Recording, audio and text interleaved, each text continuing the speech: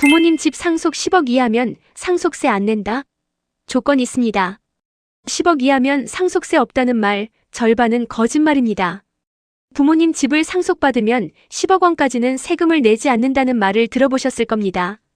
주변에서도 그렇게 이야기하고 인터넷 검색을 해봐도 비슷한 내용이 나옵니다. 그런데 실제로는 8억 원짜리 집 한 채를 상속받았는데 수천만 원의 상속세 고지서를 받은 분들이 있습니다. 왜 그럴까요? 이 말의 정확한 의미는 이렇습니다. 배우자와 자녀가 함께 있는 경우에만 10억 원까지 공제가 됩니다. 배우자가 없고 자녀만 있는 경우라면 기본 공제는 5억 원에 불과합니다. 즉 같은 8억 원짜리 집이라도 배우자가 있느냐 없느냐에 따라 세금이 0원이 될 수도 있고 수천만 원이 나올 수도 있다는 뜻입니다. 배우자만 있고 자녀가 없는 경우는 또 다릅니다. 이 경우 기본 공제가 2억 원으로 줄어들고 배우자 공제 5억 원이 더해져 총 7억 원이 공제됩니다. 더 큰 문제는 집만 보고 판단하면 안 된다는 점입니다. 국세청은 집뿐만 아니라 사망 시점을 기준으로 남겨진 모든 재산을 묶어서 봅니다. 보험금, 퇴직금, 예금, 생전에 증여한 재산, 심지어 사망 직전에 인출한 현금까지 전부 확인합니다. 집 가격이 8억 원이라고 생각했는데 퇴직금 2억 원, 사망보험금 1억 원이 더해지면 총 11억 원이 됩니다. 이미 10억 원을 넘었습니다. 배우자와 자녀가 함께 있어도 1억 원 초과분에 대해 세금이 나오고 자녀만 있다면 6억 원 초과분에 세금이 부과됩니다. 그리고 한 가지 더 알아야 할 변화가 있습니다. 예전에는 공시가격 기준으로 신고하면 대부분 그대로 인정되었습니다. 그런데 2025년부터는 국세청이 초고가, 아파트와 고가 단독주택에 대해 직접 감정평가를 실시하겠다고 공식 발표했습니다. 공시가격이 8억 원이라고 해서 8억 원으로 계산될 거라는 보장이 없습니다. 실제 거래 가격이나 유사 매매 사례를 보고 국세청이 감정평가를 실시하면 집 가격이 10억 원으로 올라갈 수도 있습니다. 그러면 공제 한도를 넘어서 세금이 발생합니다. 오늘 영상에서는 이 모든 것을 국세청 공식 자료를 기준으로 하나씩 정리해 드리겠습니다. 10억 원 기준이 정확히 어떤 조건에서 적용되는지, 집 외에 어떤 재산이 합산되는지, 공시 가격만 믿으면 안 되는 이유가 무엇인지, 그리고 배우자 공제와 동거주택 공제를 어떻게 활용할 수 있는지까지 차근차근 설명드리겠습니다. 이 구조를 이해하면 예상하지 못한 세금 부담을 줄일 수 있습니다. 일부 10억 원 기준은 언제 적용되고 언제 적용되지 않나요? 10억 원 기준이라는 말이 어디서 나왔는지부터 정확히 알아야 합니다. 상속세는 피상속인이 남긴 재산에서 채무와 각종 공제를 뺀 나머지 금액에 대해 세금을 매기는 구조입니다. 여기서 핵심은 공제입니다. 공제 금액이 얼마냐에 따라 세금이 나오느냐 안 나오느냐가 결정됩니다. 국세청 자료에 따르면 공제는 크게 두 가지로 나뉩니다. 기본 공제와 배우자 공제입니다. 배우자와 자녀가 모두 있는 경우 기본 공제 5억 원의 배우자 공제 최소 5억 원이 더해져서 최소 10억 원이 공제됩니다. 이것이 바로 사람들이 말하는 10억 원 기준입니다. 재산이 10억 원 이하라면 전부 공제되어 세금이 0원입니다. 그러나 배우자가 없고 자녀만 있는 경우는 기본 공제 5억 원만 적용됩니다. 배우자 공제가 없기 때문입니다. 즉 재산이 5억 원을 초과하면 그 초과분에 대해 세금이 발생합니다. 구체적인 사례로 보겠습니다. 부모님이 돌아가시고 남은 자녀가 집을 상속받는 경우입니다. 어머니가 이미 돌아가셨거나 처음부터 안 계셨던 경우라고 가정하겠습니다. 집 가격이 8억 원이라면 기본 공제 5억 원을 빼면 3억 원이 남습니다. 이 3억 원에 대해 상속세가 부과됩니다. 3억 원 구간의 상속세율은 20%이므로 누진공제를 고려하면 실제 세금은 약 4천만 원에서 5천만 원 수준이 나올 수 있습니다. 결코 적은 금액이 아닙니다. 반대로 배우자와 자녀가 함께 있는 경우를 보겠습니다. 같은 8억 원짜리 집이라도 기본 공제 5억 원과 배우자 공제 최소 5억 원을 합치면 10억 원이 공제됩니다. 8억 원은 이미 10억 원 이하이므로 세금은 0원입니다. 같은 집인데 상속인 구성에 따라 세금이 있느냐 없느냐가 갈리는 이유가 바로 이것입니다. 배우자만 있고 자녀가 없는 경우는 또 다릅니다. 기본 공제가 2억 원으로 줄어들고 배우자 공제 5억 원이 더해져 총 7억 원이 공제됩니다. 따라서 재산이 7억 원을 초과하면 세금이 발생합니다. 국세청은 이렇게 상속인의 구성에 따라 공제 구조를 다르게 설계해 놓았습니다. 단순히 10억 원이냐 아니냐만 보는 것이 아니라 누가 상속을 받느냐가 더 중요합니다. 이 부진만 보면 안 됩니다. 모든 재산이 합산됩니다. 많은 분들이 집 한 채만 보고 판단합니다. 우리 집은 8억 원이니까 괜찮다고 생각합니다. 그런데 국세청은 집만 보지 않습니다. 사망 시점을 기준으로 남겨진 모든 재산을 하나로 묶어서 봅니다. 부동산, 예금, 보험금, 퇴직금, 권리성 자산까지 전부 포함됩니다. 이것이 상속세 계산의 출발점입니다. 특히 주의해야 할 것이 보험금과 퇴직금입니다. 국세청 설명 자료에 따르면 피상속인의 사망으로 인해 받는 보험금과 퇴직금은 상속재산에 포함됩니다. 보험금을 배우자나 자녀가 직접 받았다고 해서 상속이 아닌 것이 아닙니다. 피상속인이 보험계약자였거나 실질적으로 보험료를 납부했다면 그 보험금은 상속재산으로 봅니다. 상속세 및 증여세법 제8조에 명시되어 있는 내용입니다. 퇴직금도 마찬가지입니다. 회사에서 유족에게 지급하는 금액이기 때문에 개인적으로 받은 돈처럼 보이지만 사망을 원인으로 발생한 재산이라면 계산 구조 안으로 들어옵니다. 예를 들어 아버지가 퇴직 후 얼마 안 되어 돌아가셔서 퇴직금 2억 원이 유족에게 지급되었다면 그 2억 원도 상속재산에 포함됩니다. 더 나아가 국세청은 생전에 이루어진 재산 이동도 확인합니다. 사망일 기준 10년 이내에 상속인에게 증여한 재산과 5년 이내에 상속인이 아닌 타인에게 증여한 재산이 상속재산에 다시 합산됩니다. 또한 사망일 전 1년 이내에 2억 원 또는 2년 이내에 5억 원 이상의 예금을 인출했으나 사용처가 불분명한 경우 그 일정 금액도 상속재산에 포함됩니다. 이는 상속세를 줄이기 위해 미리 재산을 이전하는 행위를 막기 위한 규정입니다. 실제 사례로 보겠습니다. 집 가격이 8억 원이라고 생각했는데 보험금 2억 원, 퇴직금 1억 원, 생전 인출 금액 중 사용처가 불분명한 금액 1억 원이 더해지면 총 12억 원이 됩니다. 이미 10억 원을 훌쩍 넘었습니다. 배우자와 자녀가 함께 있어도 12억 원이면 2억 원 초과분에 대해 세금이 나오고 자녀만 있다면 7억 원 초과분에 세금이 부과됩니다. 집만 보고 판단하면 안 되는 이유가 바로 여기에 있습니다. 삼부 공시가격만 믿으면 안 되는 이유가 있습니다. 집 가격을 어떻게 평가하느냐도 중요합니다. 예전에는 공시가격 기준으로 신고하면 대부분 그대로 인정되었습니다. 그런데 최근 흐름이 달라지고 있습니다. 국세청이 2024년 12월 공식 발표한 보도자료에 따르면 2025년부터 초고가 아파트와 고가 단독주택에 대해 직접 감정평가를 실시하겠다고 밝혔습니다. 이는 형평성을 높이기 위한 조치입니다. 왜 이런 변화가 생겼을까요? 일부 고가 주택의 경우 공시가격이 실제 시가보다 훨씬 낮게 형성되어 있었기 때문입니다. 국세청 자료를 보면 나인원 한남 273제곱미터의 경우 추정 시가가 220억 원인데 공시가격은 86억 원으로 시가의 39% 수준이었습니다. 아크로리버파크 235제곱미터도 추정시가 180억 원에 공시가격 75억 원으로 약 42% 수준이었습니다. 실제 값의 절반도 안 되는 금액으로 세금이 계산된 것입니다. 더 불합리한 역전 현상도 발생했습니다. 국세청 자료에 따르면 도곡동 타워팰리스 223.6제곱미터는 기준시가 37억 원이라 증여세가 13.7억 원인 반면 반포 레미안퍼스티지 84제곱미터는 기준시가 25억 원에 증여세가 16.7억 원이었습니다. 실제로 크기도 훨씬 크고 시장 가치도 훨씬 높은 아파트에 오히려 세금이 더 적게 나오는 거꾸로 된 구조가 생겨난 것입니다.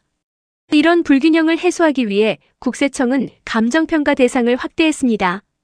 선정 기준도 낮아져서 기존에는 신고 가액이 추정 시가보다 10억 원 이상 낮거나 차익 비율이 10% 이상인 경우에만 감정평가 대상이었는데 2025년부터는 5억 원 이상 낮거나 차익 비율 10% 이상이면 대상이 됩니다. 더 많은 주택이 감정평가 대상이 될 수 있다는 의미입니다. 따라서 집 가격이 공시가격 8억 원이라고 해서 8억 원으로 계산될 거라고 단정할 수 없습니다. 실제 거래 사례나 유사 매매가를 보고 국세청이 감정평가를 실시할 수 있고 그 결과 집 가격이 10억 원으로 올라갈 수도 있습니다. 그러면 공제 한도를 넘어서 세금이 발생할 수 있습니다. 과거 기준만 믿고 있다가는 예상치 못한 세금 고지서를 받을 수 있다는 뜻입니다. 사부 배우자 공제를 제대로 활용하는 방법이 있습니다. 배우자 공제는 상속세를 줄이는 가장 강력한 수단입니다. 국세청 자료를 보면 배우자가 실제로 상속받은 금액만큼 공제되는 구조이며 최대 30억 원까지 그리고 총 상속 재산 중 배우자의 법정 상속 지분을 초과할 수 없습니다. 자녀가 1명이면 배우자의 법정 상속 지분은 약 60%, 2명이면 43%, 3명이면 33% 수준입니다. 구체적인 사례로 보겠습니다. 아파트 가격이 15억 원이고 그 외 상속 재산이 없으며 상속인이 배우자와 자녀 1명인 경우를 생각해 보겠습니다. 아파트를 자녀가 상속받으면 기본공제 5억 원과 배우자 공제 5억 원을 합쳐 10억 원만 공제되어 5억 원 초과분의 세금이 부과됩니다. 5억 원 구간의 상속세율은 30%이므로 누진공제를 고려하면 약 1억 원 이상의 세금이 나올 수 있습니다. 그러나 아파트를 배우자가 상속받으면 계산이 달라집니다. 기본공제 5억 원과 배우자 공제 9억 원, 즉 배우자가 상속받은 15억 원의 60%가 공제되어 총 14억 원이 공제됩니다. 1억 원 초과분에만 세금이 부과되므로 세금은 약 1천만 원 수준으로 줄어듭니다. 누가 재산을 받느냐에 따라 세금이 10배 가까이 차이 날 수 있습니다. 다만 배우자가 있다고 해서 무조건 많이 공제되는 것이 아니라 실제 상속받은 내역에 따라 공제액이 정해진다는 점을 기억하셔야 합니다. 배우자가 재산을 전혀 받지 않으면 배우자 공제는 최소 5억 원만 적용됩니다. 배우자가 실제로 상속받은 금액이 많을수록 공제도 커집니다. 따라서 누가 재산을 받느냐를 결정하는 것이 세금 계산에서 매우 중요합니다. 또한 배우자 공제 외에도 금융재산 공제와 동거주택 상속 공제 같은 추가 공제 항목들이 있습니다.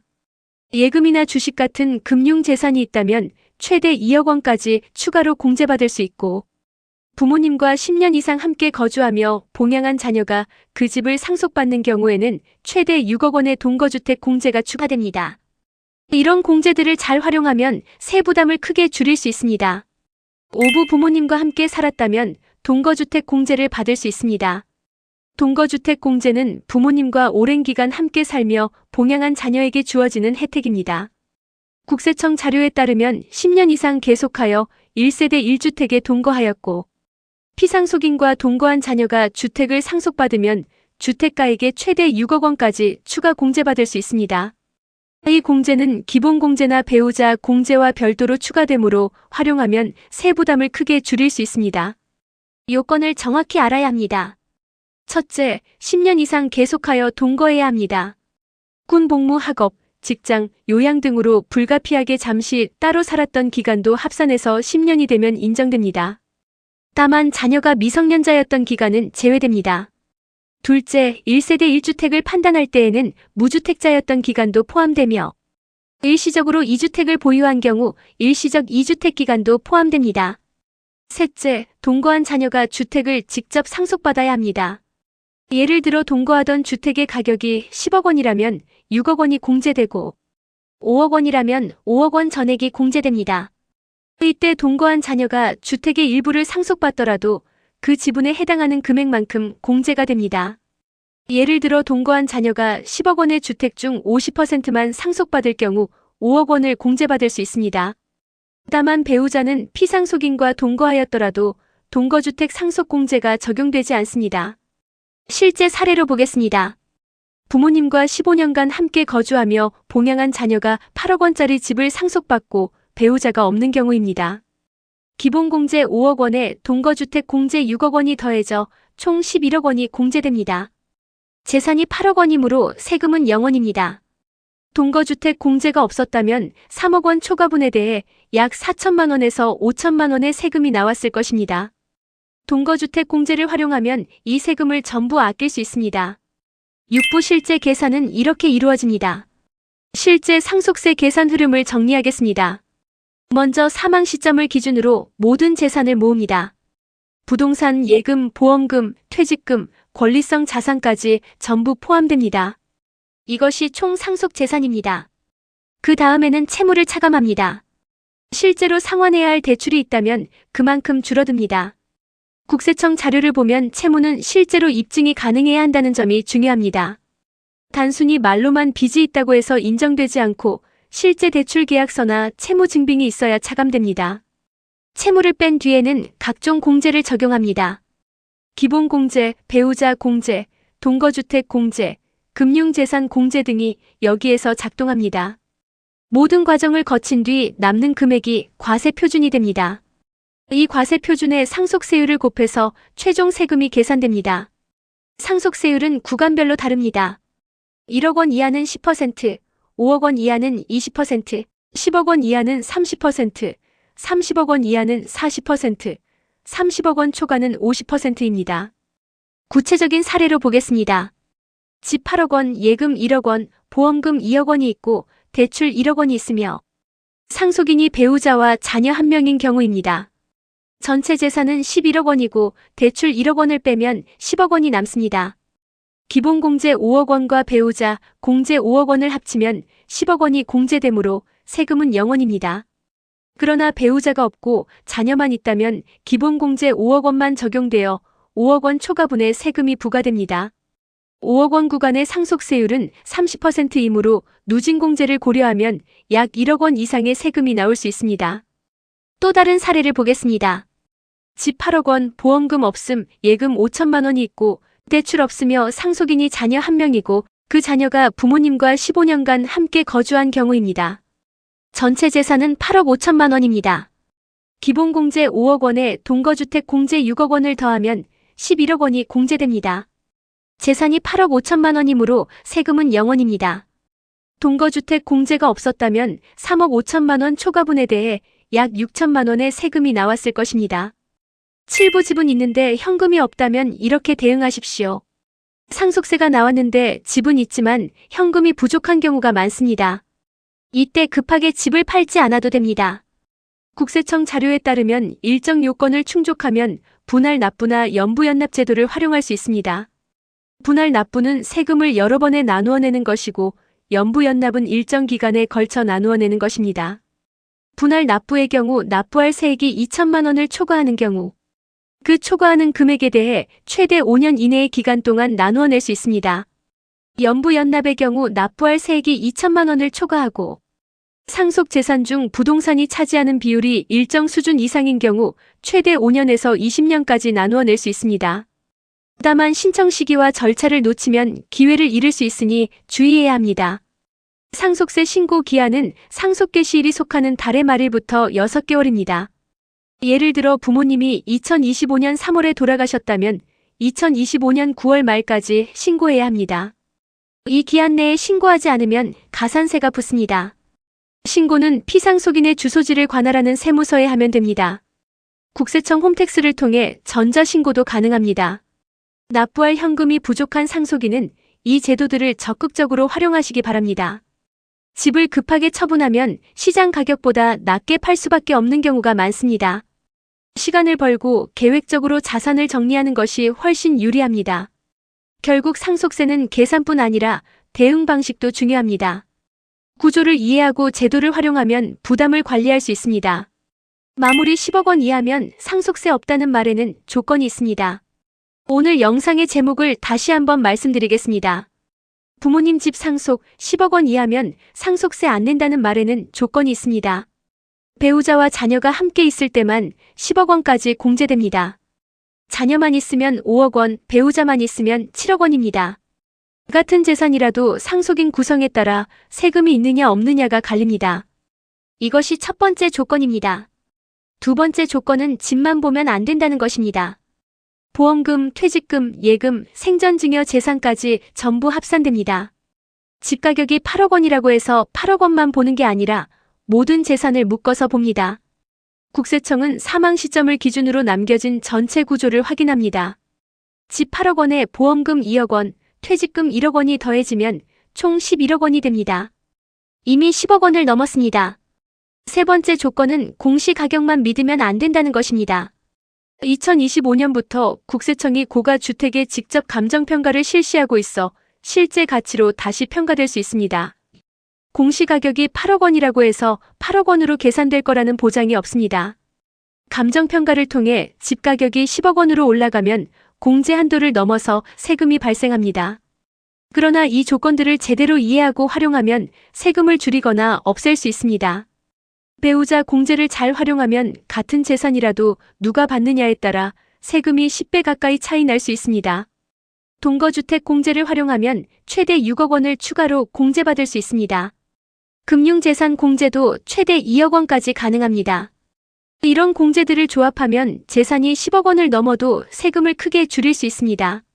오늘 영상은 국세청이 직접 펴낸 상속세 설명 자료와 2024년 12월 보도 참고 자료를 기반으로 만든 해설 영상입니다. 개인의 구체적인 상황에 따라 적용되는 내용은 다를 수 있으니 실제 상황에서는 반드시 세무 전문가와 상담하시는 것을 권해드립니다.